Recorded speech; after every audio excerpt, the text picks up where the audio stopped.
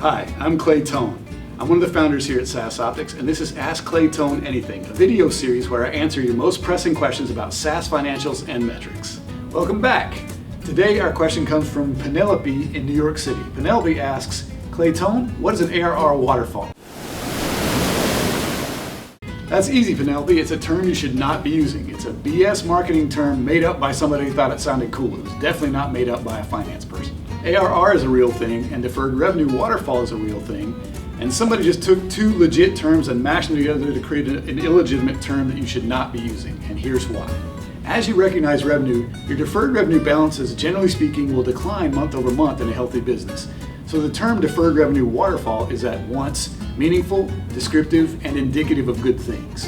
Conversely, ARR momentum, sometimes known as an ARR roll forward, which is what I suspect people mean when they say ARR waterfall, should not have a declining balance behavior. In fact, everything except for the churn and contraction lines should be increasing, not declining. So waterfall in the context of ARR is neither meaningful nor indicative of good things. In fact, it sounds like a disaster. In the SaaS world, you never want to use the terms ARR and waterfall together. Just think of them as bitter enemies that are going to ruin dinner if you don't keep them separated.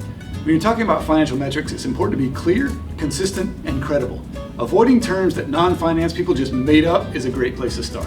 There you have it, beauties. That's why you should never say ARR waterfall. Join us next time for the next Ask Clay Tone Anything.